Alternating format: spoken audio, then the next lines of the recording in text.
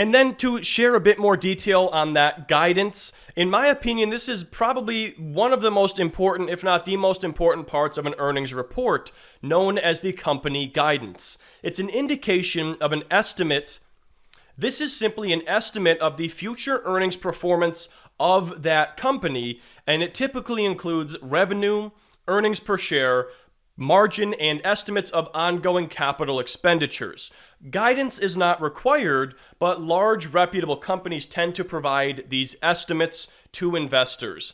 There's a lot of talk out there whether or not this forward-looking guidance is even helpful, because it typically causes companies to have to make short-term moves to please investors. But for the time being, it's still common for large publicly traded companies to issue forward-looking guidance. So I would always look for a company that is raising guidance. And if you hear about that, if you hear like a company reported earnings and raised guidance, that means that they expect to have better numbers, better sales figures or whatever in the coming months than their original estimate. So that's always a very positive sign to see. So just for a quick recap here of fundamental stock analysis, number one, learn about the management of a company.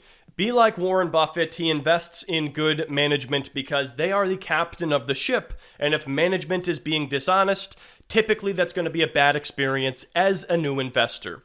Number two, read through the vision or outlook report or the annual report. I always like reading Apple's and a couple of large companies because it gives you a really good idea of what the company is working on and where they are heading.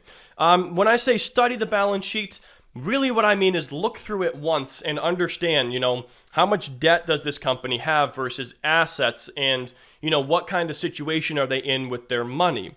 Analyzing the income statement allows you to understand how, revenue and sales are growing or changing, and is profitability changing as well. The cash flow statement is going to help you understand the movement of cash in and out of that company.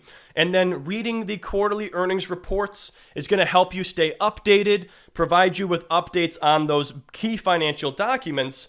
And if you want to uncover even more information, you can wait for that 10Q to come out, which should have even more in-depth information about the company's performance in that previous quarter. So that's the gist on fundamental analysis there, guys. We talked a lot about goodwill as well and how that brand can have a lot of value. And so one thing I wanted to mention as well here is that I always look for companies that have a strong, well-known, and reputable brand, because that can always help out in terms of, people continuing to utilize those goods or services. That's why I love Apple.